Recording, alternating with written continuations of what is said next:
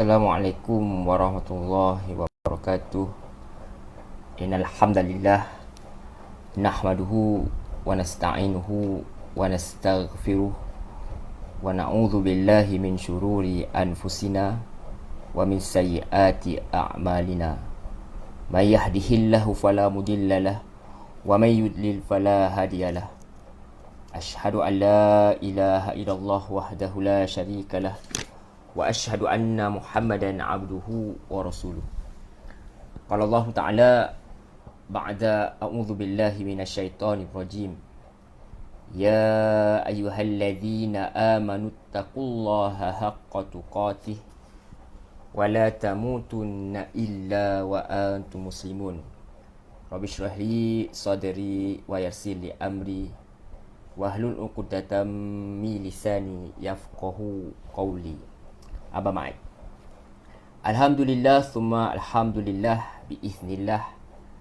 Dengan izin Allah Subhanahu wa taala kita dapat bertemu sekali lagi, alhamdulillah, dalam perbincangan kita, dalam pertemuan kita untuk memperbincangkan ayat-ayat yang terdapat dalam Al-Quran, insya-Allah. Alhamdulillah.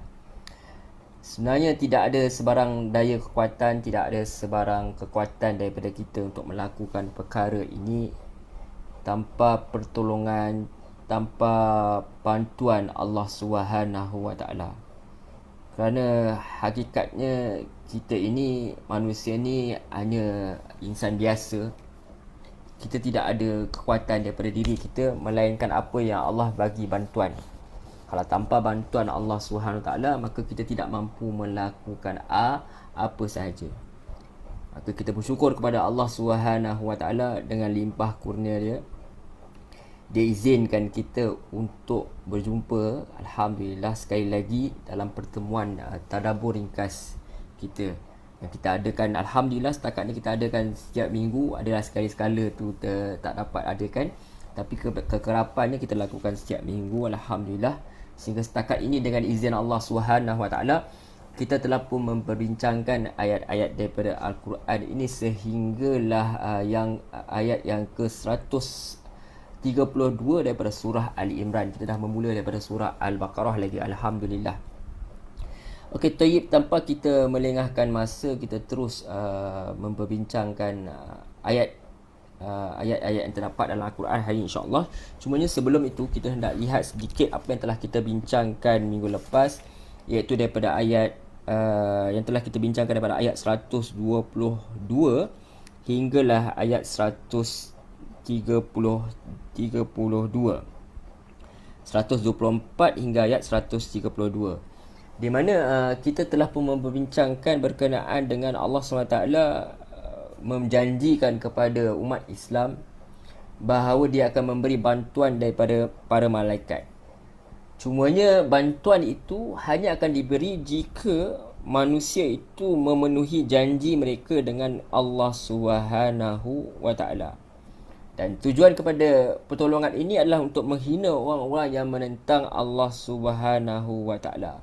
Dan juga Allah peringatkan juga kepada para nabi, walaupun mereka ini menentang Allah SWT, maka terpulanglah kepada Allah SWT sama ada nak mengampunkan mereka atau tidak, dan Nabi tidak dibenarkan untuk melaknat mereka.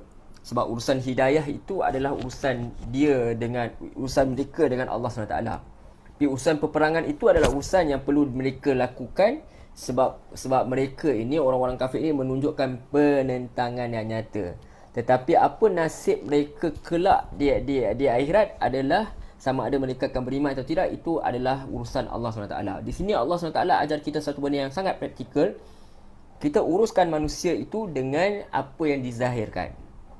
Misal dalam undang-undang, misal dia menyalahgunakan, dia buat sesuatu benda yang salah, maka dia akan dihukum. Tetapi apa nasib di sisi Allah SWT, apa Allah SWT akan ambil tindakan dia di akhirat kelak, itu adalah urusan Allah SWT. Kita sebagai manusia hanya menguruskan apa yang zahirnya saja.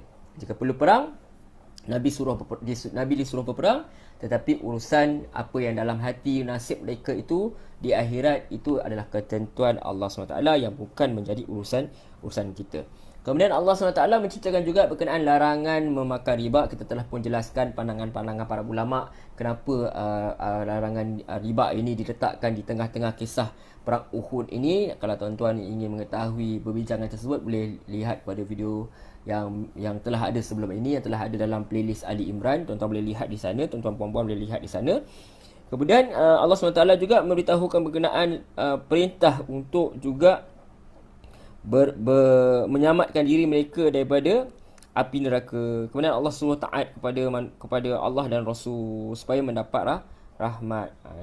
Itu antara yang Allah SWT yang telah pun kita bincangkan sebelum ini dalam surah Ali Imran ayat yang 124 hingga ayat ke 132.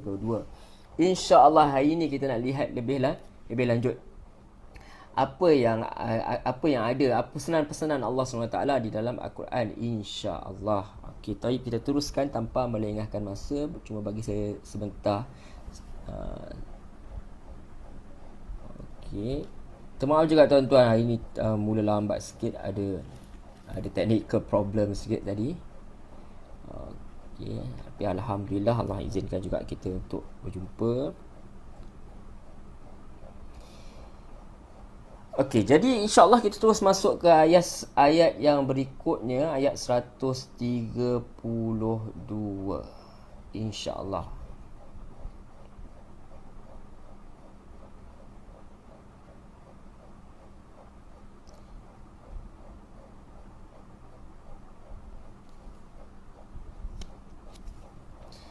Setelah Allah SWT memberitahu kepada manusia supaya apa? Wa ati'ullaha wa rasul la'allakum turhamun. Dan taatlah kamu pada Allah dan Rasulnya, mudah-mudahan kamu diberi rahmat. Kemudian Allah SWT lanjutkan firman dia pada ayat 133 ini. A'udzu billahi minasyaitonir rajim. Bismillahirrahmanirrahim. Wasari'u ila maghfiratin min rabbikum wa jannatin 'arduhas samawati wal ardu u'iddat lil muttaqin. Okey, tuan-tuan dan puan, apa yang Allah SWT nyatakan di sini ialah Allah kata maksud dia, dan bersegeralah kamu, wasari'u bermakna bersegeralah kamu. Maknanya jangan tangguh-tangguh. Untuk apa? Mengerjakan amal-amal yang baik antaranya. Tetapi kalau dalam setengah terjemahan dia tulis situ, dia buat kurungan mengerjakan amal yang baik. Tetapi di sini Allah kata wasari'u ilal maghfirah, bersegeralah kamu untuk apa? Mendapat keampunan. Maknanya jangan tangguh-tangguh. Bila nak taubat ni tuan-tuan, Nabi ajar kita apabila buat dia jahat, apa kita nak buat? Jangan duk tangguh lama-lama, jangan duk sedih-sedih lama-lama. Terus kita minta ampun kepada Allah SWT dan susuli kejahatan kita dengan kebaikan. Itu satu benda yang sangat praktikal Nabi ajar kepada kita. Buat salah, mohon ampun kepada Allah SWT dan jangan bertangguh, terus sahaja susuli kejahatan kamu dengan kebaikan. Itu yang diajar. Nama untuk berputus asa daripada rahmat Allah SWT itu tidak ada langsung dalam Islam, tidak ada. Jadi wasari'u ila maghfiratin min rabbikum wa jannatin arduhas samawati wal ard uiddat lil muttaqin. Maaf. Dan bersegeralah kamu cari ampunan dari Tuhanmu dan mendapatkan syurga yang seluasnya langit dan bumi yang disediakan bagi orang-orang yang bertakwa. Allahu Akbar. Ini adalah satu Allah SWT punya undangan. Allah SWT bagi kita keistimewaan. Allah menjemput kita dengan lembut sekali. Allah kata cepat, bersegera sebelum nyawa kamu kembali berjumpa aku, maka kembali aku berjumpa aku sekarang di dunia lagi kembali. Kita kembali sebelum dikembalikan. Segeralah kamu kepada keampunan Allah SWT, keampunan dari Tuhan kalian. Untuk apa? Supaya kalian dapat syurga yang luasnya langit dan bumi. yang disediakan bagi orang-orang yang bertakwa. Di panggilan Allah SWT, Allah SWT offer kat kita, buat salah apa nak buat? Buat salah kembali kepada Allah SWT. Itu dia. Jadi apa yang kita nak tangguh lagi? Kita ada Tuhan yang memang offer kat kita. Tadi ayat sebelum ni Allah kata, Allah memerintahkan supaya taat dan bersungguh-sungguh dalam melakukan ketaatan kepada Allah SWT. Dan tentu saja dalam melakukan ketaatan tu kadang-kadang terlalai, kadang-kadang mungkin terbuat dosa dan sebagainya. Tetapi jangan sesekali bertangguh. Seperti mana kalian tidak bertangguh dalam benda-benda dunia, maka benda perkara akhirat ini itu memohon keampunan Allah SWT. Itulah sepatutnya kalian berlumba kerana untuk mencapai dia. Kerana apa? Lebar syurga ini luasnya selebar luas langit dan bumi, dan disediakan untuk orang-orang yang bertakwa. Al-muttaqin, iaitu orang yang mantap ketakwaan dia, yang taat melaksanakan perintah Allah SWT dan juga menjauhilah larangannya. Jadi yang dimaksud dengan lebar syurga ini sangat luas, dan luasnya sangat luas lah. Maksudnya Allah bayangkan seluas langit dan bumi, wallahu alam, bahkan tentu sahaja lebih luas daripada itu. Cumanya Allah nak bagi tahu kepada manusia supaya manusia dapat mengetahui bahawa kalau sebesar langit dan bumi itu pun, wow, langit dan bumi di dunia ni pun kita tak habis terkoka. Apa kalau di syurga, apatah lagi. Jadi Allah kata, jangan biarkan diri kamu ni bergelumang dalam dosa. Kenapa tuan-tuan, puan-puan, muslimin, muslimat? Dosa-dosa ni, walaupun dosa kecil, tapi kalau selalu buat, makin banyak, dia boleh menyebabkan kemurkaan Allah. Dan dosa boleh menyebabkan kita masuk ke dalam neraka. Dan kita tak mau langsung masuk neraka walaupun sesaat, walaupun kurang daripada sesaat kalau ada di sisi Allah. Yang mana kita tak nak masuk walaupun sebentar. Jadi dalam ayat ni Allah suruh kita cepat. Seperti mana kalian nakkan bumi ni cepat, semua nak cepat. So kalian lebih lagi lah kena dengan benda akhirat ni, tentang syurga ni, tentang keampunan Allah ni, kena pergi selaju mana yang boleh. Kita kalau nak pergi kerja, bangun pagi tengok orang lewat, Allah bilah lambat dah.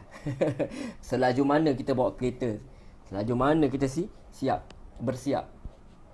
Ataupun kita nak jumpa pasangan kekasih ke misal, ya Allah, kan? Macam mana kita nak melakukan perkara-perkara dunia ni.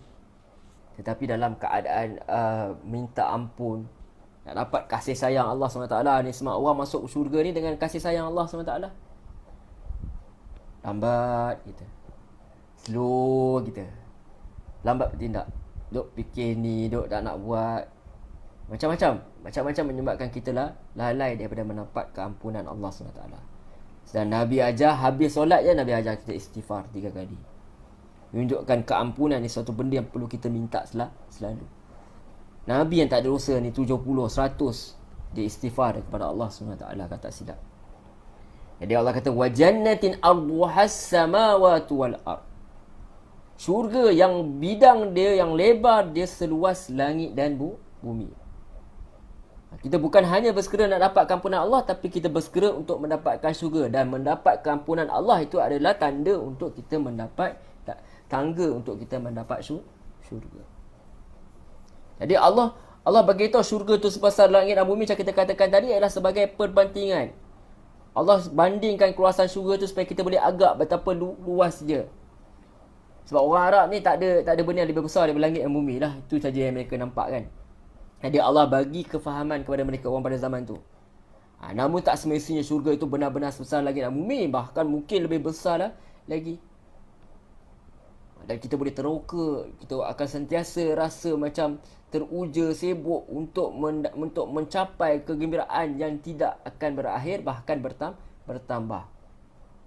The adventures continues kan. Terus dia punya keseronokan itu sentiasa mendebarkan, kita kata sentiasa berubah. Kita pun tak sangka, wow, bestnya. Dia tidak menjemukan.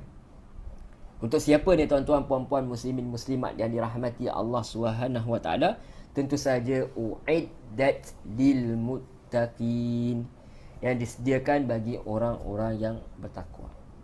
Kalaulah neraka tu untuk orang kafir, untuk orang yang ingkar, syurga ni tentunya untuk orang yang taat, untuk orang yang bertakwa. Sebab takwa itu maksudnya telah kita jelaskan, maksud asasnya mengurut segala perintah Allah SWT dan menjauhi segala larangannya. Itu dia. Dan tempat itu dah ada untuk kita. Kalau kita nak, Allah dah sediakan. Tinggal kita nak capai dah saja, nak gapai rahmat Allah SWT. Jadi takwa itu mesti juga maksudnya mesti bebas daripada perkara-perkara syirik, pada perkara yang menyebabkan akidah kita lari. Kita sedar, kita juga kena sedar bahawa Allah SWT itu sentiasa memandang kita, sentiasa memahati setiap perbuatan kita dan menjaga hukum yang dengan apa, dengan cara apa? Dengan cara kita menjaga hukum hakam yang telah Allah berikan.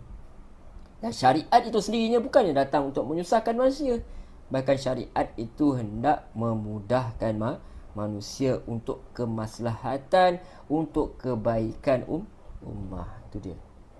Baik, kita teruskan. Sebelum tu tuan-tuan, bagi saya masa sikit. Okey.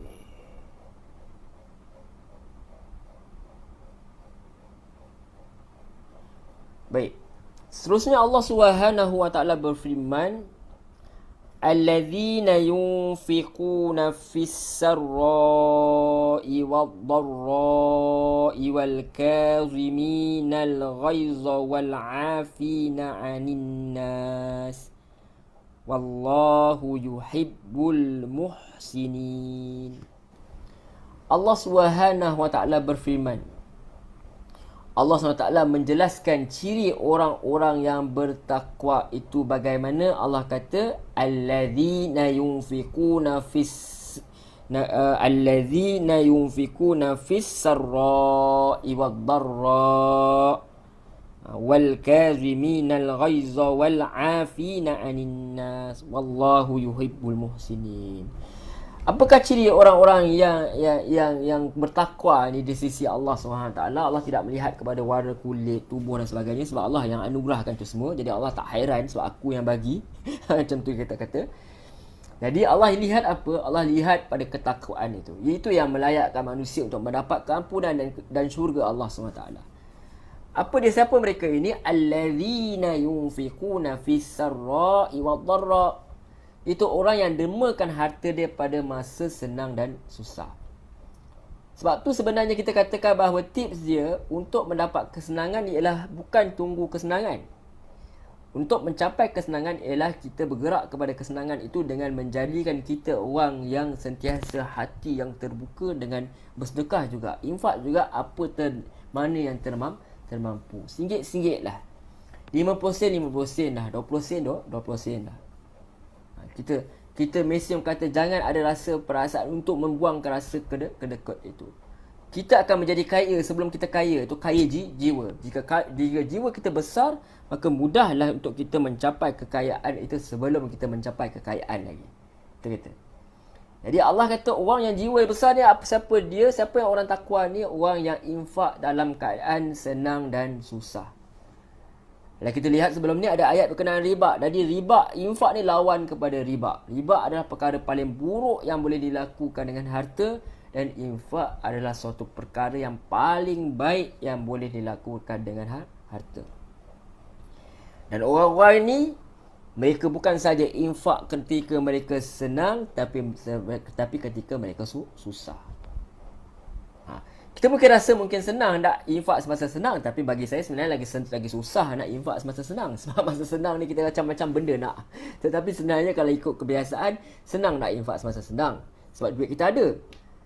Tapi bagaimana kalau kita sendiri pun susah? Waktu tu sebenarnya sangat menguji iman kita.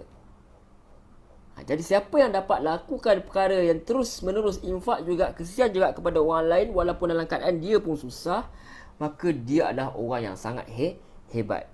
Syurga itu bukan murah nilai dia. Allah mencari syurga itu memang untuk orang yang ada kualiti untuk masuk syurga. Dan orang yang infak ni jangan lupa dia ada sifat ihsan. Sifat untuk rasa kesian kat orang. Dan orang yang masuk syurga ni orang yang baik-baik, bukan orang yang ganas-ganas. Orang yang Nabi kata semacam hati burung, hati dia lembut, kesian kat orang, rasa nak tolong orang, sentiasa nak memberi kebaikan kepada manusia. Dan jangan lupa itu sifat Allah SWT yang antara yang Allah kenalkan, kita katakan sifat yang agung, iaitu Ar-Rahman Ar-Rahim. Maha pemurah, maha pengasih, lagi maha penyayang. Maha pemurah, maha penyayang. Dan Allah SWT pun kata dalam hadis, maksud hadis lebih kurang maksud dia, di mana kemurahan aku, rahmat aku mengalahkan kemurkaan aku. Jadi orang yang ada kebaikan ini tentu orang sayang, sebab Allah sifat dia yang paling utama kita katakan Ar-Rahman Ar-Rahim. Jadi orang yang infak kat orang, kesian kat orang ni, dia adalah sentiasa nak cari redha Allah, walaupun dalam keadaan susah, dan tentu saja dalam keadaan senang. Mereka tak kisah keadaan mereka. Bagi mereka sama je susah ke senang, tetap mereka ni hamba Allah, tetap mereka nak cari redha Allah, nak cari rahmat Allah. Jadi kesenangan, kekesan tak dapat ubah mereka. Kalau mereka tak boleh bagi dengan duit, mereka masak kat rumah, mereka ada duit untuk beli lauk, mereka bagi kepada jiran dan sebagainya, mereka bagi kepada orang susah. Kalau misal di masjid dah boleh semayang ke apa, masa zaman tak pandemik kan, boleh sedekah ke masjid hari Jumaat, misalnya bagi budak-budak makan seronok kan. Itu dia, menggalakkan budak pergi ke masjid. Itu juga satu perkara yang bagus kan, letak makanan kat situ, budak-budak datang suka, walaupun niat asal dia nak makan je, bila lama-lama esok dia semayang, lepas tu dia semayang juga, dan mendidik untuk dia suka kepada masjid tu, dan kita ada bahagian. Banyak sebenarnya kalau kita lihat kepada kebaikan ini, dia sebenarnya bersambung-sambung. Jadi dia satu kebaikan, dia melahirkan kebaikan-kebaikan yang lain untuk manusia yang mahu berfikir.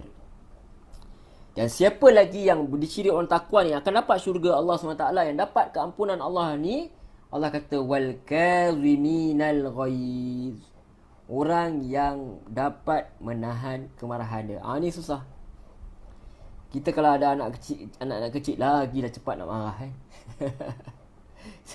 Jadi mereka yang tahan marah dia, Al-Ghaiz ni mereka bukan setakat marah biasa tau. Mereka sangat-sangat marah. Tapi mereka tahan kemarahan mereka. Kita lihat pada Nabi Allah Yusuf, bagaimana Nabi Allah Yusuf marah sebenarnya ketika abang-abang dia ni, baginda ni, dia bagi tahu sesuatu yang buruk tentang Yusuf AS. Mereka tak tahu bahawa Yusuf AS itulah adalah Yusuf. Mereka ingat Al-Aziz saja, mereka tak tahu. Mereka ingat adalah orang besar sahaja, pemerintah sahaja. Tetapi rupanya itu Yusuf. Dan Yusuf mendengar perkataan mereka ini menghina Yusuf di hadapan Yusuf, sebab mereka tak tahu itu Yusuf. Tapi apa yang Yusuf buat? Yusuf tak tahan kemarahan dia, dan dia menatijahkan kemenangan yang besar. So dia punya plan dia untuk insafkan saudara dia berjaya. Kalau tidak, dia akan menjadi kemarahan, maka apa yang dia nak, natijah yang baik tidak menjadi natijah yang baik. Itu dia. Jadi kita dapat lihat betapa hebatnya sebenarnya orang yang berjaya menahan kesabaran. Itu dia.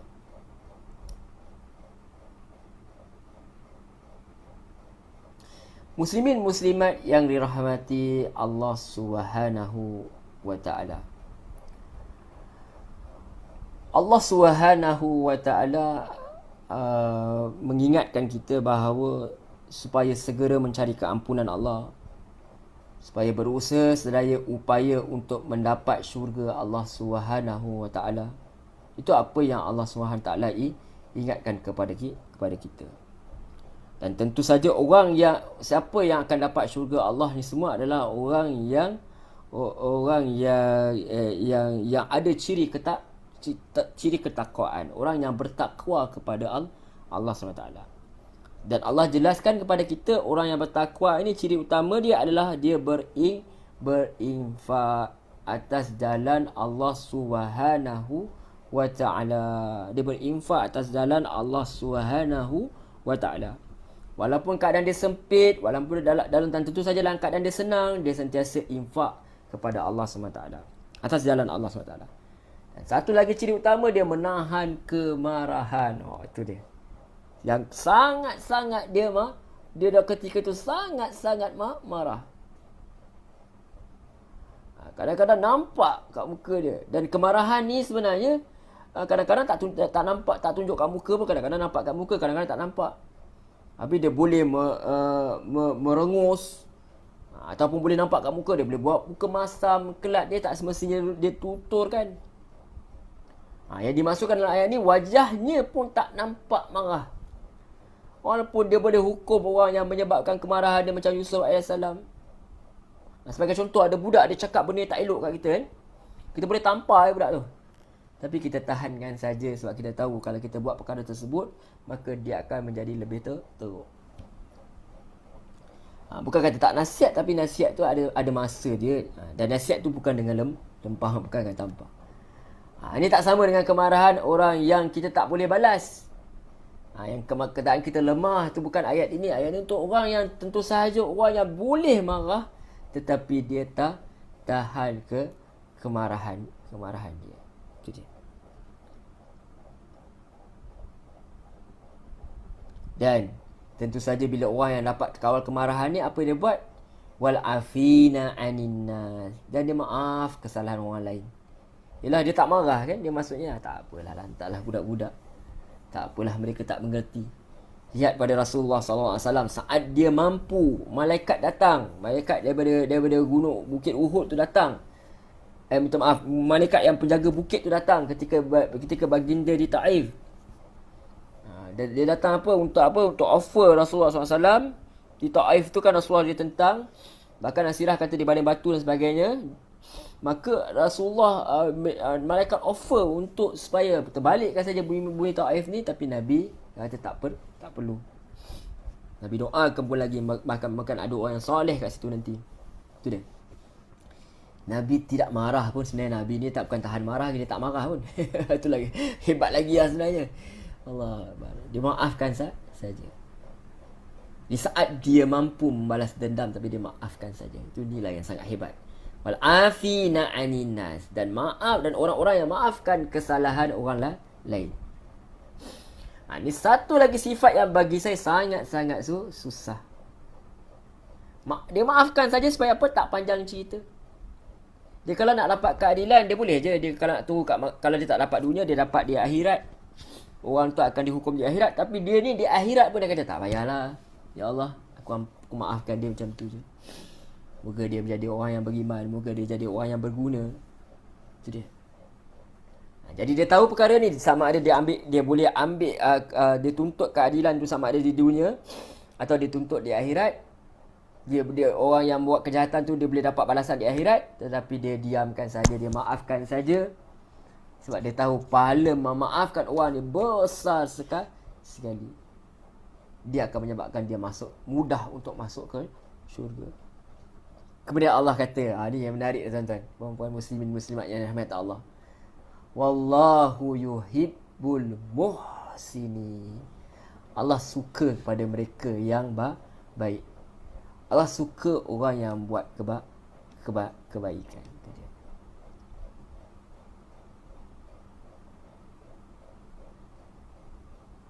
Itu dia. Jadi itu rahmat Allah SWT. Allah tu rahmat kepada hamba-hamba dia. Jadi Allah suka orang yang ada sifat yang macam yang ada pada Allah SWT. Tentu saja kita tak boleh nak ambil yang nak tiru 100%, tapi kurang-kurangnya kita ada sikit rahmat kepada Allah SWT. Allah rahmat kepada kita. Allah yang hebat pun rahmat kepada kita, walaupun kita menentang dia, kita sering alpa, sering lalai. Tapi Allah masih bagi peluang. Kenapa tidak kita bagi peluang pada orang lain? Sedangkan kita pun banyak buat silap kat orang juga.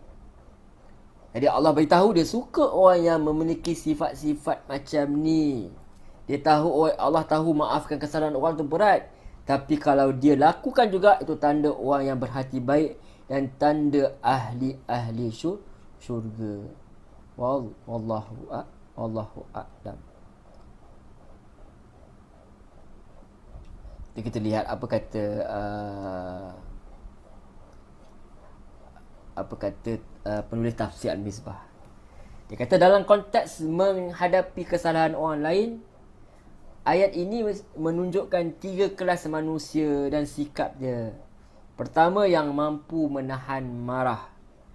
Kata Al-Kazimin mengandungi maksud penuh dan menutupnya dengan rapat seperti wadah yang penuh air, bekas yang penuh air, lalu ditutup rapat agar tidak tumpah. Ini mensyaratkan bahawa perasaan tidak bersahabat masih memenuhi hati yang bersangkutan.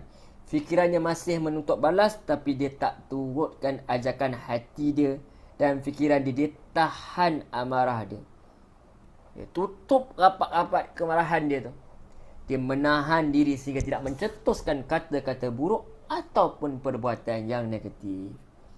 Dan kata penulis tafsir lagi, di atas tingkatan ini adalah yang memaafkan.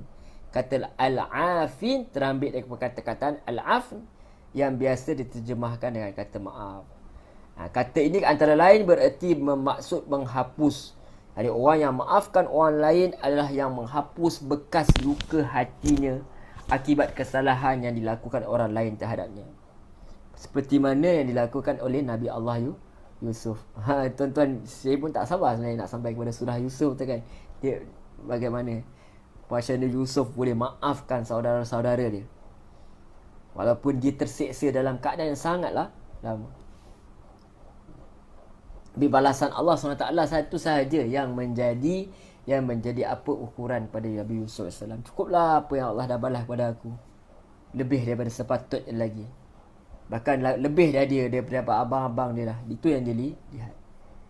Jadi kalau dalam peringkat pertama di atas, kata penulis tafsir, yang bersangkutan baru sampai pada tahap menahan marah. Dia tahan marah je. Tapi bekas luka tu mungkin ada lagi dalam hati dia. Tapi kini seakan-akan bila dah maafkan, seakan-akan tak pernah terjadi satu kesalahan pun atau suatu apa pun, dia lupa pun. Kan? Jadi namun kerana pada tahap ini seakan-akan tak pernah terjadi sesuatu, maka boleh jadi juga yang tidak. Jadi seolah-olah macam tak ada apa-apa. Itu dia. Itu apa yang dan penulis tafsir kata untuk mencapai ke tingkat ketiga, mengingatkan bahawa yang disukai adalah orang-orang yang buat kebaikan. Yang ini bukan sekadar menahan marah, memaafkan, tapi seterus buat baik pada orang yang pernah melakukan kesalahan. Ini mengikut pandangan penulis tafsir Misbah. So menurut beliau ada 3 tingkat. Tingkat pertama ialah apa? Tahan marah. Kemudian maafkan orang yang buat marah tu, buat kita marah tu. Kemudian membuat kebaikan pula kepada orang yang pernah buat salah kepada kita. Masya Allah. Itu suatu benda yang bukan mudah. Orang-orang macam inilah yang akan mendapat keampunan Allah, yang akan mendapat syurga Allah Subhanahu wa ta'ala. Kemudian Allah lanjutkan lagi. Ini lagi menarik lagi, tuan-tuan. Walladzina idza fa'alu fahishatan aw zalamu anfusahum.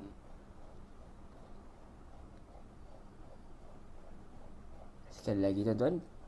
Walladzina idza fa'alu fahishatan aw zalamu anfusahum dzakarullah fastaghfaru lidhunubihim wa man yaghfiru dhunuba illa Allah wa lam yusirru ala ma fa'alu wa hum ya'lamun. Sebentar, tuan-tuan.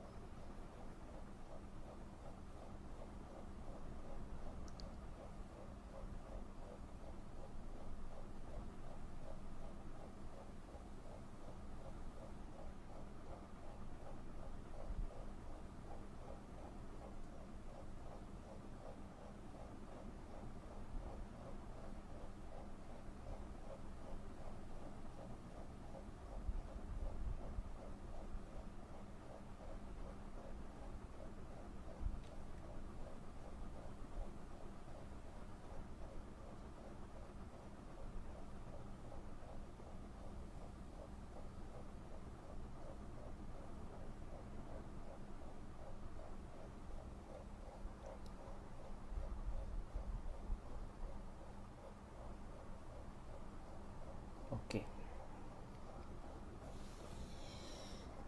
Baik. Jadi Allah SWT mengatakan bahawa apa lagi ciri-ciri yang seterusnya. Allah kata, dan orang-orang yang apabila mengerjakan perbuatan keji atau menzalimi diri sendiri, apa dia buat? Segera mengingati Allah, lalu memohon keampunan atas dosa-dosanya. Dan siapa lagi yang dapat mengampuni dosa-dosa selain Allah? Dan mereka tidak meneruskan perbuatan dosa itu sedang mereka mengetahui dia. Itu yang ada pada manusia ini, di mana dia tadi orang yang maafkan kesalahan orang lain yang buat silap. Tapi yang ni dia buat silap. Dia buat suatu benda yang keji. Dia buat suatu benda yang boleh membuat Allah Subhanahu Wa Taala murka kepada dia. Maka apa yang dia buat selepas itu? Dia mohon ampun kepada Allah Subhanahu Wa Taala. Itu hebatnya apa yang Allah SWT offer kepada manusia. Bagi Allah SWT, orang yang dapat syurga Allah itu bukan saja orang yang maafkan orang lain, tetapi dia ada ciri berikutnya yang menyebabkan kita tenang. Yang menyebabkan kita dapat tahu bahawa Islam ni boleh aku ikutlah. Begitu. Jadi apa ciri dia? Orang yang apabila dia tergelincir, dia melakukan dosa kecil, dia melakukan perbuatan yang keji, suatu dosa yang menyebabkan boleh mendapat murka Allah SWT. Tetapi dia apa? Dia tidak meneruskan perkara tersebut dan dia tak cerita kepada orang lain. Dan dia buat perkara-perkara yang apa? Al-zalamu anfusahum. Perkara-perkara yang menganiaya diri mereka sendiri. Apa sahaja perkara yang menyebabkan nanti dia akan mendapat kemurkaan Allah SWT. Tapi apa dia buat? Zakarullah fastaghfaru li dhunubihim. Wa man yaghfiru dhunuba ila Allah walam yusirru ala ma fa'alu wa hum ya'lamun. Mereka segera zakarullah fastaghfaru li dhunubihim. Mereka segera ingat kepada Allah lalu memohon ampun akan dosa mereka. Mereka tak tunggu lama-lama, tuan-tuan puan-puan muslimin muslimat yang dirahmati Allah. Mereka tak terus-menerus buat dosa. Kalau mereka terlanjur, mereka cepat ingat kebesaran Allah SWT. Maka mereka akan takut dan mereka akan terus bertaubat. Ini kerana mereka ada ilmu dan mereka tahu apa kesalahan mereka, mereka tahu apa kesan dosa kepada mereka. Mereka tahu Allah boleh murka kepada mereka, Allah boleh marah kepada mereka. Maka kerana itu, kerana mereka tahu perkara ini, kerana mereka kenal benar bagaimana Allah SWT ini, mereka dah baca Al-Quran, mereka tahu, mereka tengok baca sunnah, tahu hadis Nabi semua, maka mereka kata, ni tak boleh tangguh-tangguh ni. Maka setelah mereka buat kejahatan, kan Nabi kata mereka susuli kejahatan mereka dengan kebaikan. Itu dia. Hebat sekali sebenarnya apa yang Allah SWT ajar kepada kita. Hebat sekali sebenarnya Allah tunjuk kepada kita, sebenarnya kita masih ada peluang untuk apa? Memohon keampunan kepada Allah SWT. Itu dia. Maksudnya bila kita buat dosa itu suatu perkara yang memang kita ni manusia, takkan lekang, takkan sunyi daripada kesilapan, tidak akan sunyi daripada kelemahan. Maka Allah SWT bagi tahu orang-orang yang bila buat perbuatan keji, dia zalimi diri dia sendiri, dia ingat Allah, lalu dia mohon keampunan atas dosa-dosanya. Dan siapa lagi yang dapat mengampuni dosa-dosa selain Allah? Dan mereka tak teruskan perbuatan dosa itu sedangkan mereka mengetahui dia. Jadi orang yang bertakwa itu bukan maksudnya dia tak buat dosa langsung, tak buat salah langsung. Tapi orang takwa tu takut kepada Allah SWT dan mereka kenal Allah SWT. Mereka tahu Allah SWT ni bukan saja nak tunggu kat akhirat je, kat dunia pun dia dah boleh azab dah. Bila-bila masa saja. Termasuk yang paling kita tak nak ialah ambil nyawa ketika kita sedang melakukan maksiat kepada Allah SWT. Na'udzubillah min dzalik. Moga Allah lindungi kita daripada perkara tersebut. Jadi mereka tidak akan berterusan dalam melakukan dosa.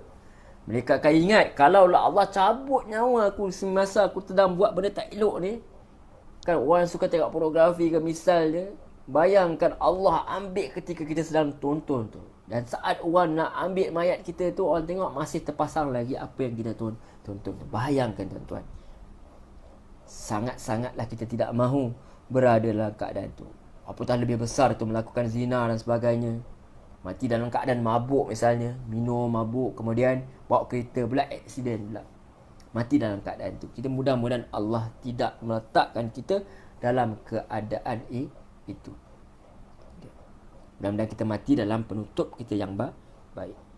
Mungkin kita dalam hidup ni kita ada buat kesilapan. Kita tak bermula dengan baik. Tapi yang pentingnya pengakhiran itu kita harapkan. Benar-benar harapkan Allah SWT akhirkan kita dengan pengakhiran yang baik. Yang kita minta sangat kepada Allah Subhanahu wa ta'ala. Baik. Okey, kita teruskan. Kemudian Allah kata, wa man yaghfiru dzunuba illa Allah. Dan sememangnya tak ada yang dapat mengampunkan dosa-dosa melainkan Allah. Sebab tu orang yang bertakwa, dia tak pergi kepada benda lain. Dia tak cerita kat orang. Dia tak pergi buat pengakuan kepada orang. Dia tak suruh orang lain ke minta maaf kat dia ke. Dia kata, kau lah tolong kat aku. Minta ampunkan untuk aku. Tak. Kita boleh minta orang doa untuk kita. Tetapi yang penting kita dulu yang paling utama. Nak minta ampun terus direct kepada Allah SWT. Kita lihat orang budak-budak kecil bila dia buat salah, dia akan peluk mak dia. Dia tahu dia buat salah kat mak dia. Sebab dia tahu yang akan dapat maafkan dia mak dia lah. Dia akan bagi kasih sayang mak dia. Jadi kalau kita lihat kasih sayang dalam hadis Nabi kan bagi tahu kan Allah tu lebih sayang daripada mak tu sendiri kan.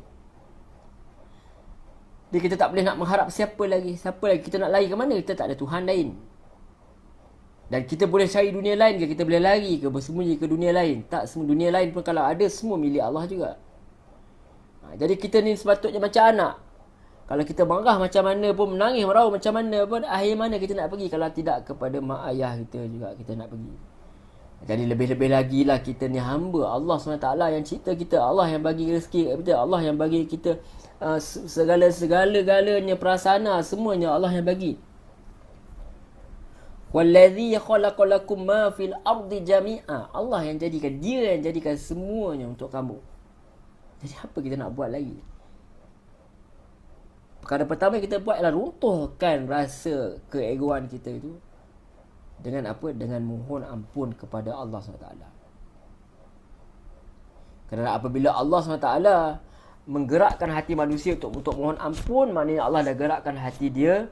Allah gerakkan, apabila Allah SWT menggerakkan hati dia, apabila manusia itu mendapat taufik untuk meminta ampun, maksudnya Allah telah menggerakkan hati dia untuk minta ampun kepada Allah SWT.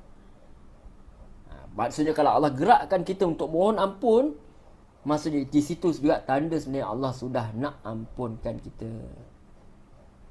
Tapi kalau Allah tak nak ampunkan kita, sebab kita ni memang jahat sangat, maka menyebabkan apa? Kita nak minta ampun pun tak buat. Istighfar pun tak mau. Mengenang dosa yang dulu pun tak mau dah. Kita rasa macam kita dah hebat. Bahkan paling teruk kita pergi cari dosa orang lain. Kita pergi cari salah orang lain. Sebab kita rasa macam kita ni dah apa? Perfect lah. Itu yang lagi menakutkan. Kemudian Allah kata apa sifatnya lagi? Walam yusiru ala ma fa'alu wa hum ya'lamun.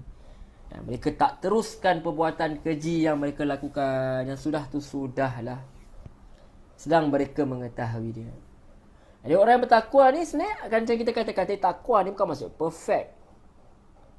Dia taat ke perintah Allah, dia jauhi larangan Allah, tapi bukan maksudnya dia tidak tergelincir. Cumanya satu lagi sifat dia yang melegakan kita ialah mereka tak terus menerus buat dosa. Mereka tak terus menerus buat dosa. Ini kerana mereka mengetahui apa yang mereka buat ini salah, boleh buat Allah marah. Mereka tak terikat dengan dosa ni. Sebab bahaya kadang-kadang ada orang yang memang dah terikat dah dengan dosa. Dia jadi ketagih. Mereka tak boleh nak tinggalkan dosa tu. Walaupun akal hati mereka tahu bahawa perbuatan itu dosa. Dan maksiat tu dah jadi beban kepada dia. Dah tak seronok dah. Tapi buat sebab apa dah tak boleh nak tinggal. Dah jadi bad habit dah. Dah jadi tabiat yang buruk. Seolah-olah macam dah kena ikat. Sebab dulu dia dah nak dengar bisikan syaitan, sampai seolah-olah syaitan dah ikat mereka, dan mereka seolah-olah Allah, syaitan kan, kalau kita kan manusia dia ikat tali kepada binatang ternak tu, binatang tunggangan tu, supaya binatang tunggangan tu ikut di mana dia pergi. Macam tu lah. Seolah-olah syaitan dah letak macam tu, kita dah jadi kuda dia, jadi keldai dia. Ikut sahaja apa yang dah buat. Apa saja yang dibisikkan kita ikut sahaja, tanpa ada rasa nak melawan, mujahadah, nak keluar daripada maksiat tersebut. Betul. Perasaan mujahadah tu kita kena ada. Mujahadah nak bangun solat, mujahadah nak lawan maksiat, mujahadah nak jadi orang yang baik, semua kena ada, sentiasa letak. Orang beriman ni, orang bertakwa ni, dia tidak akan ada rasa mengalah. Dia tidak akan mengalah. Selagi mana masih ada nyawa, selagi itu masih ada harapan. Dan yang penting dia ikhtiar dan minta pertolongan Allah SWT untuk bantu dia. Itu kita kena minta kekuatan daripada Allah SWT supaya kita berjaya tinggalkan maksiat tu. Walaupun gagal 1000 kali pun, selagi ada nyawa di kandung badan, tidak berhenti. Orang kata memujur lalu melintang patah. Biarlah macam mana pun, tetap kita cuba untuk menggapai rahmat Allah SWT. Itu dia. Kemudian Allah lanjutkan. Ini cukup manis, tuan-tuan, puan-puan, muslimin muslimat yang dirahmati Allah SWT. Ulaika jazaa'uhum maghfiratun mir rabbihim wa jannatun tajri min tahtihal anharu khalidina fiha wa ni'ma ajrul amilin.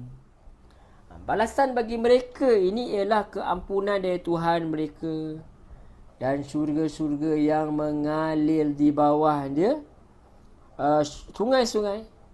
Mereka itu kekal di dalamnya.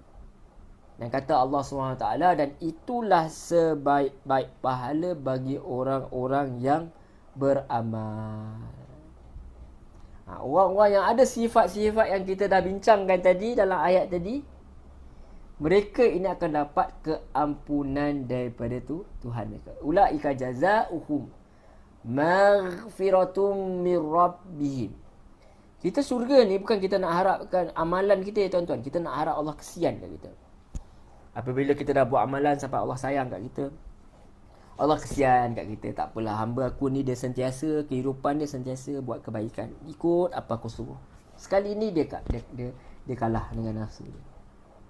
Maka dia minta ampun pada Allah, Allah ampunkan dia. Kita kan tadi dah sebutkan, antara ciri orang bertakwa ialah mereka mendapat keampunan daripada Allah. Dan kita kena ingat betul-betul bahawa Allah ni memang suka bagi ampun. Suka. Nabi Adam AS dia buat salah kan, Allah ingatkan dia ni maha penyayang. Dia ni memang suka ampunkan orang. Dia tahu. Dia tak, bukan nak minta Allah SWT, dia tak minta banyak. Dia nak apa? Dia nak kita ni berpaling pada dia saja. Walau berkali-kali kita minta ampun pun dia tak kisah. Bahkan dia lagi suka. Kita kalau tak habis-habis minta maaf, tu buat balik. Kita manusia, sebab sifat kita lain. Tak sama dengan Allah. Tidak sama. Allah tak sama dengan makhluk dia. Laisa kamitslihi syai'. Dari segi sifat dia, dari segi zat dia, dari segi perbuatan dia, semua tak sama. Mungkin Allah penyayang, kita penyayang, betul. Tetapi penyayang kita takkan sama seperti mana kasih sayang Allah SWT. Macam tu. Allah suka kita minta kat dia, minta. Kita tak suka minta selalu kat kita.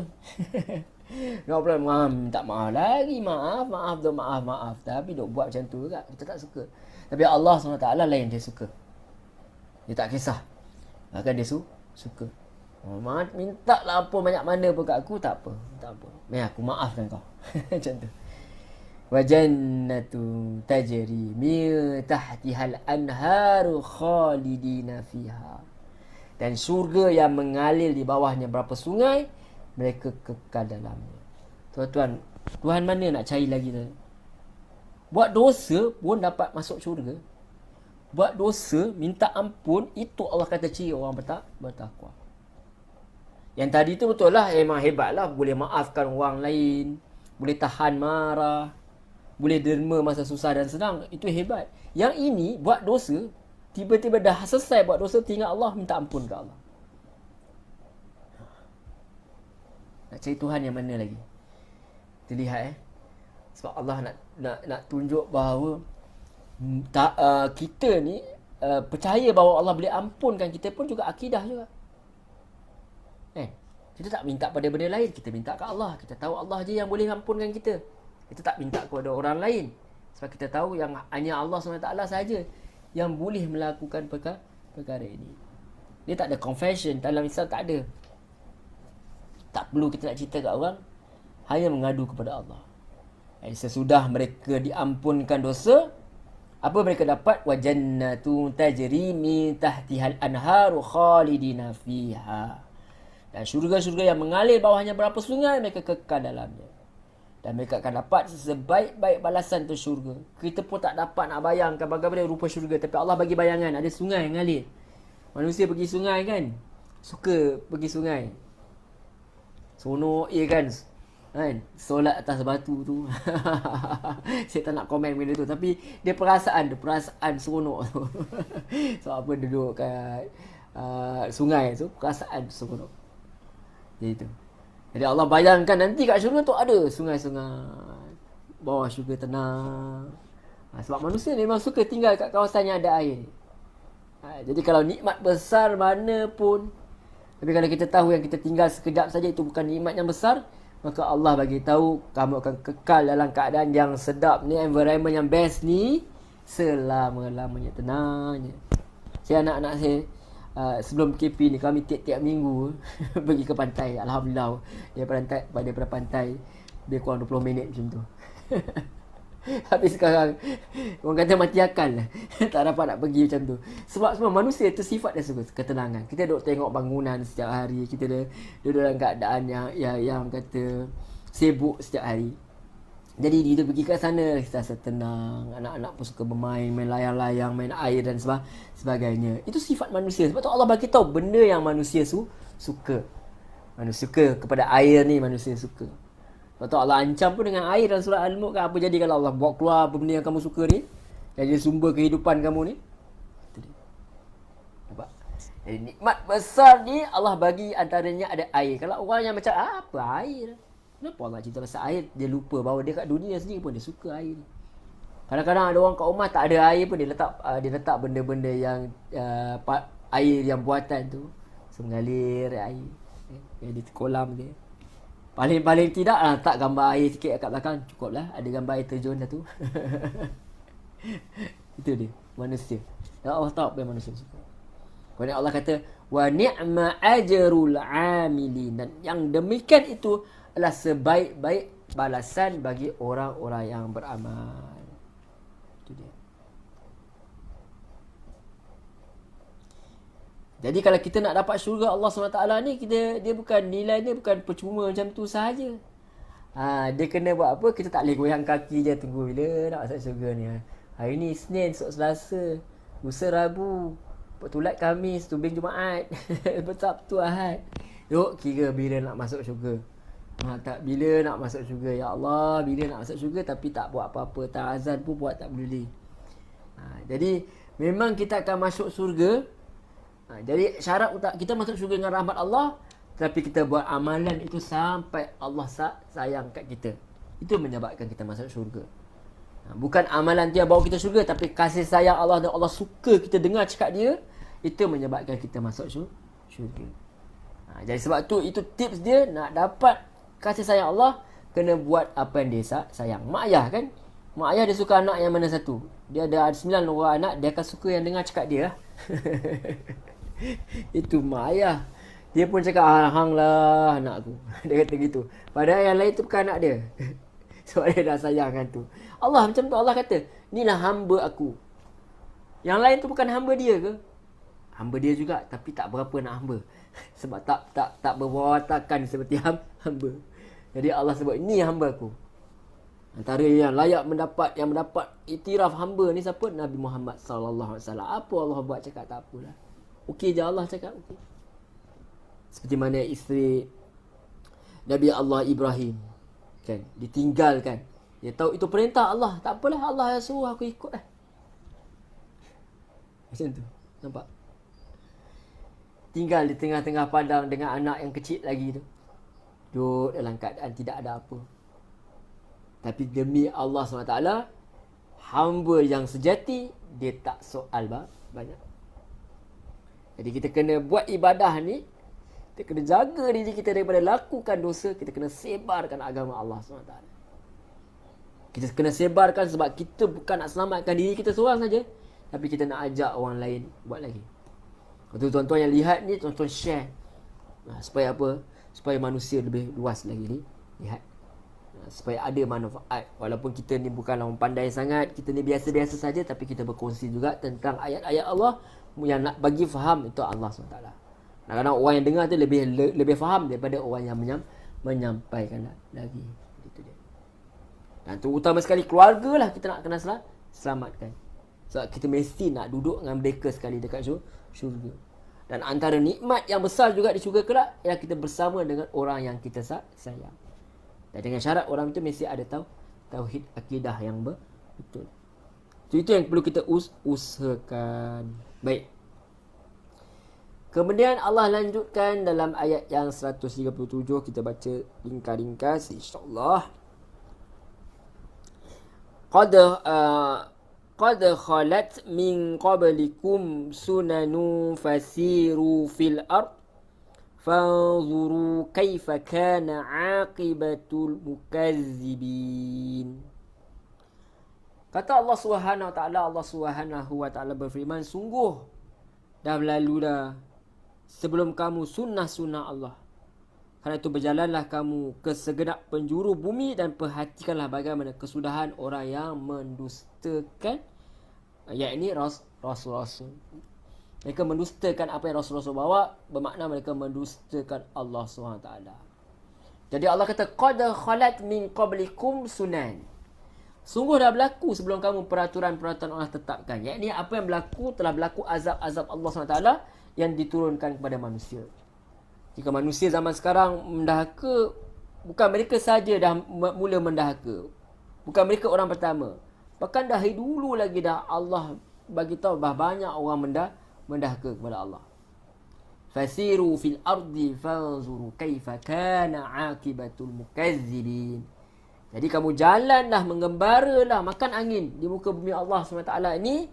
Tapi bukan makan angin macam tu saja. Ambil pengajaran. Perhati bagaimana akibat orang-orang yang mendustakan. Allah suruh mereka yang berdosa ni jalan di muka bumi Allah ni, lihat sendiri bagaimana nasib orang yang terdahulu yang hidup dalam dosa. Lihat macam mana kisah Nabi Lut alaihissalam. Lihat pada laut mati yang dikatakan bahawa disitulah sebabnya diterbalikkan, menyebabkan jadi laut gitu, laut mati tu. Jadi para sahabat juga cerita bagaimana mereka melalui kawasan kaum Ad dan Samud, dan mereka melihat kesan kemusnahan kat sana. Mereka itu semua dikenakan azab yang berat kerana mereka telah mendustakan para nabi. Maksudnya mereka tak ikut ajaran para nabi. Dan mereka bahkan menuduh para nabi ini berdusta dengan membawa ajaran yang baru yang bukan daripada Allah SWT. Jadi penting sangat tuan-tuan, puan-puan, muslimin, muslimat yang dirahmati Allah, kita kena belajar daripada sejarah. Kita kena belajar daripada apa yang Allah SWT ceritakan berkenaan dengan orang-orang yang terdahulu, bagaimana mereka diazab kerana mereka tidak mahu dengar perintah Allah, mereka lawan Allah.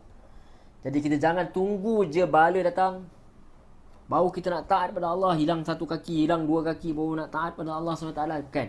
Sekarang ni masa kita tengah kuat, kita tak tahu satu hari sakit jantung ni Allah punya milik, boleh ambil le, makan tak jaga apa semua. Anytime Allah boleh bagi sakit. So time kita tengah kuat ni, sebelum kita sakit ni, masa ni lah kita kena buat sungguh-sungguh. So jangan kita tunggu je azab. Jangan nanti baru kita nak taat pada Allah. Itu tak bijak tuan-tuan, puan-puan muslimin muslimat. Kita kena belajar daripada kesalahan orang lain. Jangan kita sangka kisah ni, ni orang dulu ni Bani Israel ni, ya Allah turutnya Samud ni, ya Allah turutnya kaum Ad ni. Dan kita duk fikir tu. Sedangkan apa yang Allah nak ajar ni, kalian tengok ni. Kalian kena tengok ni. Supaya kalian jangan jadi macam ni. Rahmat Allah tu besar. Sedih mereka tak dapat rahmat Allah sebab mereka tak sudi nak terima. Macam mana Allah ya hasratan alal ibad. Satu sesalan untuk hamba-hamba ni. Allah masih bagi mereka hamba. Rugi. Kenapa dalam surah Yasin ni? Kenapa mereka tak nak ikut? Tuan-tuan nak tahu berkenaan surah Yasin, insya-Allah kita akan adakan kursus nanti, insya-Allah. Iklan sekejap. Berkenaan surah Yasin, sebab nak tunggu nanti pun lambat. Tapi jangan risau. Walaupun kita dah buat kursus tu, nanti dalam kata playlist kita yang ini, kita tetap akan buat semulalah surah Yasin tu. Sebab akan sentiasa akan ada idea-idea baru, benda yang tertinggal yang kita boleh bincangkan. Ayat Allah dia tak jemu, biar berulang-ulang kali pun, beratus kali pun tidak jemu. So kita kena belajar daripada kesalahan orang lain. Jangan kita sangka yang semua tu adalah kisah orang terdahulu saja.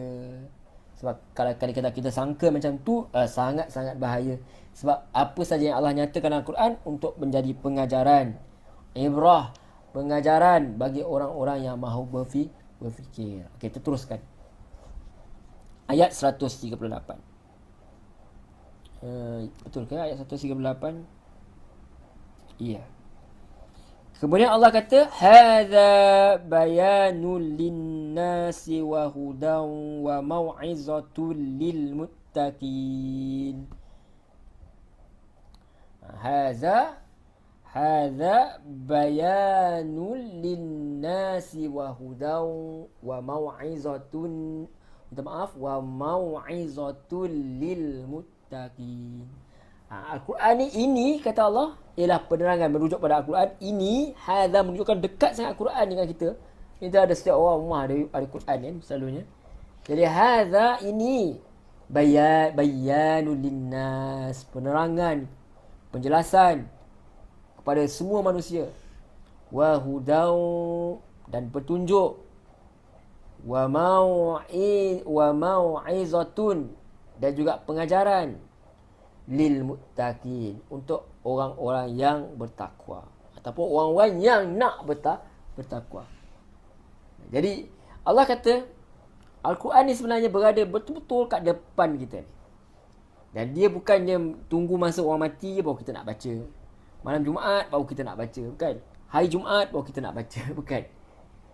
Dia apa? Al-Quran ni sebenarnya adalah penjelasan yang cukup sempurna kepada manusia, walaupun ketika kita tak buka mushaf pun seolah-olah Quran tu ada dalam diri kita. Kita berjalan seperti mana tuntunan Quran. Kita berakhlak dengan akhlak Al-Quran. Dan kita kena baikilah setiap hari. Quran ni kita rujuk balik, aku sepatutnya jadi macam ni.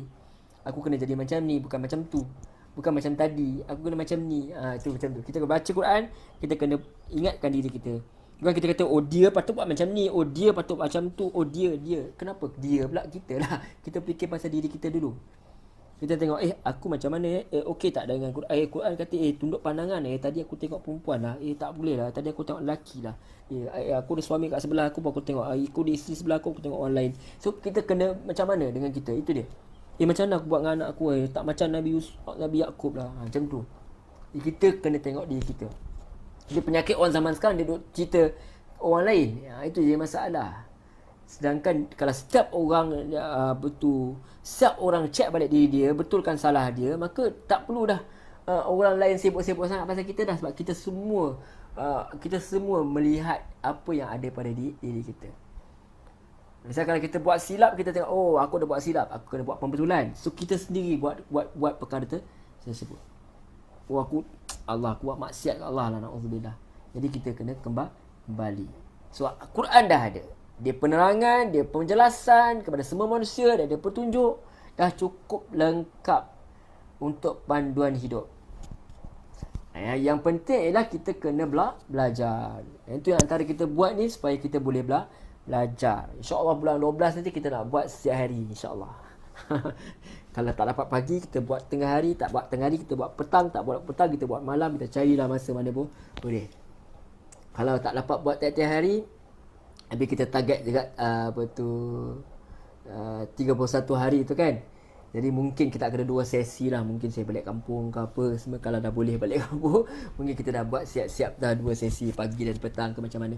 Kita lihat. Tapi yang penting mesti ada 31 pertemuan untuk bulan Disember sahaja. Dan kita harapkan sokongan lah kalau boleh tuan-tuan subscribe, supaya memberi semangat kepada kita untuk terus orang kata menyebarkan, berkongsi-kongsi berkenaan dengan ayat-ayat Allah ni, insyaAllah. Jadi malangnya ramai yang tak teringin nak belajar tafsir Al-Quran. Sebab apa? Sebab mereka belum dapat kemanisan membaca Al-Quran sambil faham apa yang disampaikan. Jadi begitu ramai dalam masyarakat kita, dia suka baca Al-Quran setiap hari. Alhamdulillah, bagus.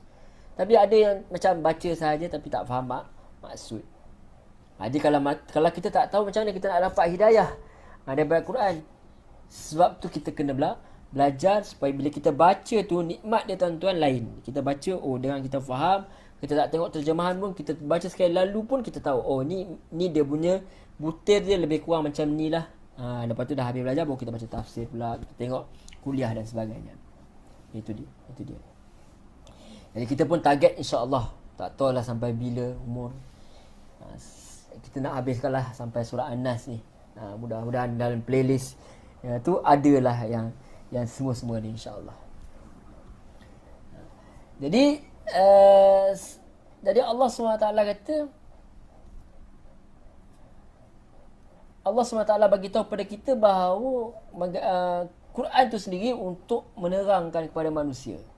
Jadi untuk kita fahamkan penerangan tu, kita kena belajarlah maksud Al-Quran. Baru kita boleh dapat pelajaran, baru kita boleh dapat pengajaran. Wa mau'izatul lil muttaqin, pengajaran bagi orang bertakwa. Jadi nasihat untuk diamalkan.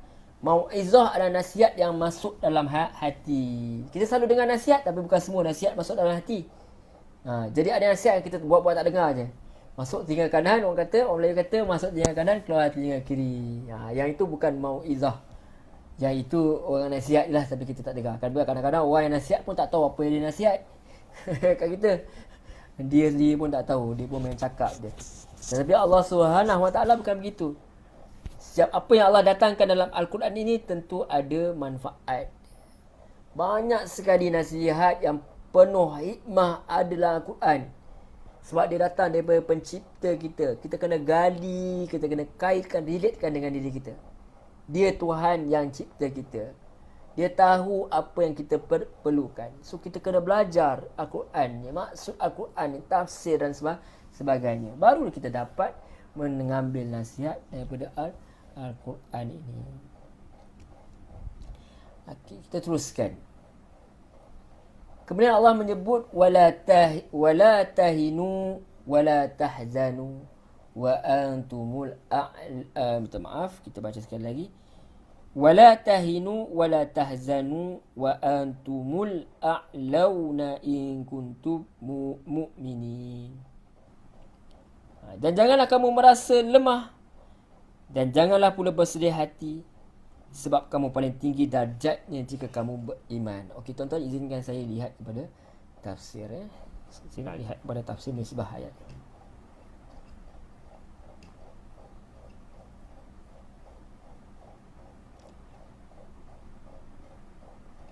Jadi kata penulis tafsir Misbah, dia kata di atas dikemukakan bahawa ayat 137 dan 138 secara sangat serasi dan perlahan-perlahan menghubungkan kelompok ayat-ayat lalu dengan kelompok-kelompok yang akan datang. Kelompok ini rupanya berbicara tentang perang Uhud. Huraiannya dihantarkan oleh penegasan 2 ayat sebelum ini yang menguraikan tentang adanya sunnah atau hukum-hukum kemasyarakatan yang berlaku terhadap semua manusia dan masyarakat. Kalau dalam perang Uhud mereka tak meraih kemenangan, bahkan menderita luka dan pembunuhan, dan dalam perang Badar mereka dengan gemilang meraih kemenangan dan berhasil menawan dan membunuh sekian banyak lawan, maka itu adalah bahagian daripada sunnatullah. Kerana itu di sana mereka diperintahkan untuk berjalan di bumi, mempelajari bagaimana kesudahan mereka yang langgar dan dustakan ketetapan Allah. Namun demikian mereka tak boleh putus asa. Kerana itu kata Punya Tafsir ni, janganlah melemah. Janganlah kamu melemah menghadapi musuhmu dan musuh Allah. Kuatkan jasmaninya dan janganlah pula kamu bersedih hati akibat apa yang kamu alami dalam perang Uhud atau peristiwa lain yang serupa. Tetapi kuatkanlah mentalmu. Mengapa kamu lemah atau bersedih? Padahal kamulah orang-orang yang paling tinggi derajatnya di sisi Allah di dunia dan di akhirat. Di dunia kerana apa yang kamu perjuangkan adalah kebenaran, dan di akhirat kerana kamu mendapat syurga. Masya Allah. Indah sekali pun apa yang Ibn Tafsir ni jelaskan. Mengapa kamu bersedih? Sedang yang gugur di antara kamu menuju syurga, dan yang luka mendapat pengampunan ilahi. Ini jika kamu orang-orang mukmin, yakni benar-benar keimanan telah mantap dalam hatimu. Itu dia. Saya sendiri rasa orang kata shock dengar ni. Kita baca ni, kita sendiri belajar sebenarnya. Saya sedang belajar. Lihat bagaimana sebenarnya, kenapa nak rasa sedih? Sedangkan kalian buat tu apa yang Allah SWT suruh. Kalian dah in the right track, orang kata kan. Kita dah dalam keadaan, sebab tu bila kita susah tuan-tuan, antara tips dia kalau kita susah sangat hidup dia, kita lihat balik apa yang kita buat tu sesuai tak dengan apa yang Allah suruh. Kadang-kadang kita buat satu benda tu kita rasa macam tak ada hasil. Kita buat satu benda tu macam apa yang aku buat ni macam tak betul je. Tapi kita kena lihat yang kita buat tu diredai Allah ke tidak. Yang kita buat tu betul tak dengan seperti mana apa yang Allah mahu. Kalau dah betul, jalan terus. Maksudnya itu kita tak boleh melemah, sebab apa yang kita dah buat tu dah on right track dah. Macam orang yang ikut Quran dan Sunnah, kadang-kadang dapat tentangan. Orang kan kata asyik Quran, asyik Sunnah, asyik Quran, asyik Sunnah. Tak ada lain ke? Kadang-kadang orang stres kan dengan kita. Kalau dah betul jalan itu, teruskan walaupun manusia kata. Sebab kita nak cari redha Allah SWT. Kita pegang kata Allah, yang betul jalan dia, mereka itu adalah tinggi darjatnya. Jadi jangan rasa sedih, jangan rasa rasa melemah. Walaupun tak ada orang nak ikut pun tak ada masalah. Sebab yang penting ialah kita nak cari redha Allah SWT. Itu dia.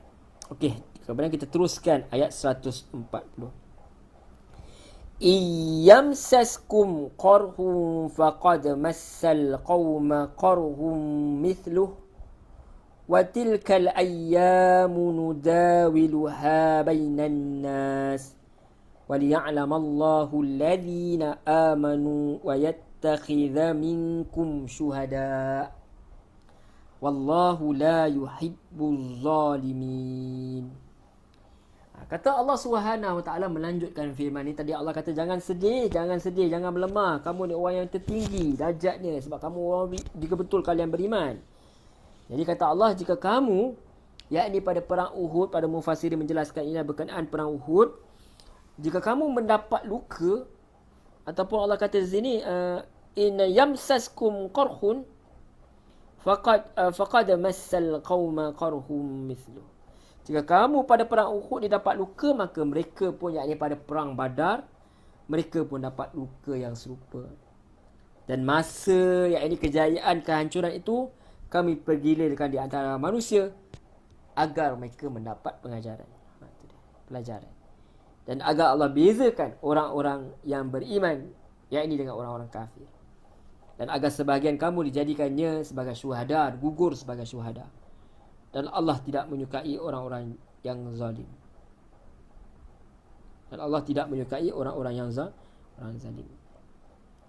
Wallahu la yuhibbu zalimin. Okey, Kita baca ayat ni insya-Allah. Jadi Allah kata iyamsaskum qarhun. Semua itu adalah salah satu perkara yang telah berlaku. Jadi kalau kamu cedera atau kalah dalam Uhud, pasti ada hikmah yang tersirat yang Allah nak ajar kepada para sahabat supaya ajar orang lain. Memang para sahabat ada banyak kecederaan. Malah dikatakan bahawa ada 70 orang mati dalam perang Uhud. Tapi Allah kata waqad massal qauma qarhum mithluh. Sungguhnya kaum musyrik pun dah dapat luka yang sama dah sebelum ini, yakni perang Badar. Cuma takdir Allah, kali ini orang Islam lah kena. Jadi wal tilkal ayyamu nudawiluha bainan nas, dan demikian itu adalah keadaan hari-hari kami gilirkan kepada manusia. Hari menang kalah susah senang ni biasa. Kita sekarang musim zaman pandemik. Tapi ada masa kita akan hidup dalam keadaan yang tenang. Kita kena tahu benda tu. Jangan kita kata ni selama-lama dah kita terpaksa hidup dengan benda ni. Tak. Yakin dengan Allah SWT. Allah gilirkan ada masa Allah nak kita ingat kat dia. Kalau tak duk lupa je. Allah ingatkan kita dengan dia. Orang Islam ni kata Allah, so Allah nak tunjuk bukan sentiasa senang, dia bukan sentiasa menang. Kadang-kadang menang, kadang-kadang kalah. Ini macam kata pepatah, hidup ini umpama roda. Kadang-kadang kita di atas, kadang-kadang kita di bawah. Dan tujuan utama Allah buat perkara ini adalah waliya'lamallahu alladhina amanu. Supaya Allah boleh bezakan, supaya Allah bezakan. Allah tahu lama dah, tapi Allah nak bezakan supaya manusia dia tahulah siapa yang betul-betul beriman dan teguh jaga hukum. Allah dah tahu dah siapa beriman dan tidak, tapi Allah nak tunjuk pada manusia. Siapa yang Allah nak tunjuk, zahirkan kepada manusia, inilah ciri orang beriman, inilah ciri orang tak beriman, supaya manusia boleh ambil pengajaran. Itu dia. Wa yattakhidha minkum syuhada. Supaya Allah dapat ambil sebahagian di antara kamu sebagai orang-orang yang mati syahid. Dan dengan mati itulah baru Allah akan jadikan muslim yang, dengan mati itulah baru Allah boleh jadikan anda muslim yang mati syahid. Kalau tak mati, macam mana nak anti syahid kan? Kalau pergi perang asyik menang saja, macam mana kelebihan orang yang mati syahid, tak ada orang dapat dah. Jadi mati syahid ni sepatutnya jadi cita-cita orang Islam. Sebab pengakhiran hidup dia hebat. Orang yang mati syahid dia boleh masuk syurga. Itu dia. Boleh kata terus masuk syurga. Jadi itu. Kalau masuk syahid, kalau mati syahid ni, dia akan terus masuk syurga dan menikmati nikmat syurga tu. Itu dia. Satu orang kata, jangan kamu sangkut orang yang mati dalam peperangan tu, dia mati, bahkan hidup. Kan Nabi kata dalam hadis kan, bagaimana dia terbang dalam tungguluk burung tu. Nanti kita baca hadis tu insya-Allah. Sebab kita tak lihat wujud betul-betul. InsyaAllah ada rezeki kita baca. Wallahu la yuhibbu zalimin. Dan ingatlah Allah tak suka pada orang zalim. Allah tidak suka kepada golongan zalim. Orang kafir adalah orang yang lakukan kezaliman yang paling tinggi, iaitu mereka syirik kepada Allah. Maksud zalim ni apa tuan-tuan, puan-puan muslimin muslimat? Dia tak letak sesuatu pada perkara betul pada tempat dia. Mana lagi berat daripada tidak meletakkan Allah di tempat yang tertinggi dalam kehidupan kita. Dan Allah tak suka kepada orang yang zalim. Bukankah Allah bagi kemenangan kepada orang golongan kufar tu? Bukan Allah bagi kemenangan kepada orang kufar tu kerana Allah suka. Tak. Tapi Allah bagi tahu kepada kita kadang-kadang kesusahan itu menyebabkan kita dekat dengan Allah SWT. Allah tetap sayang, kasih kepada orang mukmin dan orang Islam. Nama Allah jadikan Muslim kadang-kadang menang dan kadang-kadang kalah sebab yang telah disebutkan di atas, dan juga insya-Allah yang tadi kita sebutkan, insya-Allah yang akan dinyatakan pada ayat-ayat yang berikutnya. Ada pelajaran yang kita boleh belajar daripada kekalahan, daripada kesedihan, daripada musibah, daripada kesusahan. Sebelum kita habiskan perbincangan kita, saya suka merujuk kepada tafsir Al-Misbah, apa yang beliau terangkan. Beliau katakan, memang dalam perang Uhud ada di antara kamu yang gugur, ada yang luka, termasuk Nabi SAW. Tapi ingatlah, jika kamu pada perang Uhud dapat luka, maka janganlah bersedih atau rasa lemah, kerana sungguhnya kelompok kaum kafir yang menyerang kamu itu pun pada perang Badar atau dalam perang Uhud juga mendapat luka yang serupa. Sebentar tuan-tuan. Bismillah. Kalau orang-orang yang kafir dan kalah dalam perang Badar ini menyerang kamu, padahal mereka memperjuangkan kebatilan, Maka alangkah wajarnya apabila kamu pula yang telah pernah mengalahkan mereka, apalagi memperjuangkan kebenaran, kini bangkit kembali dan hari-hari, yakni masa-masa kemenangan dan kegagalan itu, kami pergilirkan di antara manusia agar mereka dapat pelajaran bahawa kamilah yang mengatur segalanya. Kami yang menganugerahkan kemenangan dan kami pula yang menetapkan hukum-hukum kegagalan dan keberhasilan. Dan supaya Allah mengetahui, yakni melakukan seperti apa yang dilakukan oleh manusia yang ingin tahu siapa orang-orang yang beriman dengan keimanan yang teguh, siapa pula yang rapuh imannya, siapa yang munafik atau siapa juga orang-orang kafir. Dan upaya sebagian kamu dijadikannya syuhada, dan ini orang-orang disaksikan keagungan atau saksi. Allah tidak menyukai orang-orang yang zalim, yang menempatkan sesuatu bukan pada tempatnya, dan dengan demikian dia tidak akan menjadikan mereka syuhada. Peristiwa yang terjadi di Uhud adalah agar Allah bersihkan orang yang beriman dari dosa mereka, menghilangkan noda-noda yang menyembunyi jiwa mereka, atau menyingkirkan dari kelompok mereka orang-orang munafik dan membinasakan sedikit demi sedikit orang-orang kafir, baik dengan membunuh mereka maupun dengan mengurangi dan menghabiskan pengaruh mereka. Sebab tu Allah kata, padahal kamu adalah orang yang paling tinggi darjat dia. Itu dia antara dia.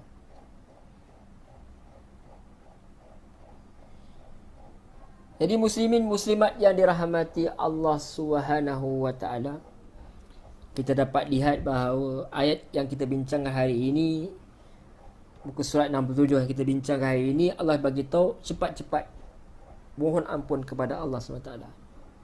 Sebab tu Nabi ajar naik kereta pun mohon ampun kepada Allah, sebab kita tak tahu mati macam mana. Kalau tengok dalam media, dalam ni apa tu, dalam internet kan, kalau kita dah elok bawa kereta dengan jam, tiba-tiba lori datang sauk, habis mati semua. Remuk habis kereta, habis 2-3 kereta habis, remuk mati begitu saja. Tapi kalau kita dah minta ampun pada Allah, sekurang-kurang kalau kita mati pun kita dah mati dalam keadaan dalam keadaan suci daripada dosa. Jadi Allah ajar kita supaya segera cari ampun pada Allah. Untuk apa? Dah dapatkan syurga yang luasnya, by default dia seluas langit dan bumi. Jadi itu anggaran Allah bagi tahu kat kita supaya kita boleh fikir. Dan Allah suruh, dan orang yang dapat yang infak ketika susah senang, ketika ada orang yang menahan kemarahan, dan orang yang maafkan kesalahan orang lain, dan orang yang juga apabila dia buat dosa, dia kembali kepada Allah Subhanahu Wa Taala. So balasan mereka ni keampunan daripada Allah Subhanahu Wa Taala. Dia dapat syurga yang kekal. Dan tentu saja sunnatullah ni ada saja orang yang menentang Allah Subhanahu Wa Taala. Dan orang yang menentang Allah SWT ni kadang-kadang menentang kita juga, menyebabkan kita sedih dan apa. Maka Allah kata jangan sedih kalau orang tolak dakwah kita, orang tak ikut kita. Bahkan dalam kes Nabi sampai berperang, ada yang sahabat mati pun. Tetapi Allah kata jangan melemah, sebab apa yang kita buat tu dah betul lah. Itu yang kita nak belajar. Kalau apa yang kita dah buat tu dah betul, so kita jangan sedih. Sebab kita dah kata dalam on track, kita dalam track yang betul. Maka terus berjuang sampai akhirnya. Kalah menang itu biasa, tetapi Allah tak nilai daripada segi menang atau kalah. Allah nilai kamu berada di pihak yang mana. Wallahu a'lam. Saya rasa cukup dulu perbincangan kita, ayat kita tadabbur ringkas ni, ayat-ayat ni. Alhamdulillah, mudah-mudahan Allah merahmati kita semua. Saya mohon juga kepada tuan-tuan puan-puan, tolong share, tolong sebarkan, tolong subscribe juga YouTube channel kami. Mudah-mudahan Allah SWT bagi kita rahmat dengan adanya kata pertolongan tuan-tuan semua. Kita boleh sebarkan perbincangan ayat-ayat yang terdapat Al-Quran ni dengan lebih meluas lagi, insya-Allah. InsyaAllah kita akan bertemu lagi minggu hadapan pada ayat yang seterusnya, iaitu ayat 141 dan seterusnya pada muka surat yang berikutnya, insya-Allah. Kita insya-Allah minggu depan kita masuk muka surat lain pula, insya-Allah. Dan saya juga mohon maaf, insya-Allah minggu depan kita masuk muka surat 68 secara ringkas juga, insya-Allah. Kalau ada salah, tentu saja ada salah silap, saya mohon maaf. Kalau kata-kata yang menggunakan hati, saya tak bermaksud atas perkara tersebut, saya mohon ampunan maaf, insya-Allah. Ambillah mana yang baik, tinggalkan mana yang salah. Mudah-mudahan Allah ampuni dosa saya, rahmati kita semua, dan mudah-mudahan Allah masukkan kita ke syurga Allah. Mudah-mudahan ada pahala atas apa yang kita lakukan, dan kita belajar untuk menghayati Al-Quran ini supaya kita dapat beramal dalam kehidupan di dunia dan di dunia ini, supaya kita dapat kebaikan di dunia dan di akhirat, dan supaya tersebar luas apa yang Allah SWT hendak sampaikan kepada kita daripada Sang Pencipta kepada yang dicipta ini, kerana kita itu manusia, hamba Allah yang sangat kerja ni sangat memerlukan peringatan dan pengajaran daripada Allah SWT. InsyaAllah kita tutup dulu pertemuan kita ini dengan tasbih kafarah. Subhanakallahumma wa bihamdik asyhadu an la ilaha illa anta astaghfiruka wa atubu ilaik. Wa sallallahu ala Muhammad wa ala alihi wa sahbihi wasallam. Walhamdulillahi rabbil alamin. Wassalamu alaikum warahmatullahi wabarakatuh. Terima kasih banyak-banyak tuan-tuan, puan-puan, muslimin, muslimat yang dirahmati Allah Subhanahu wa taala.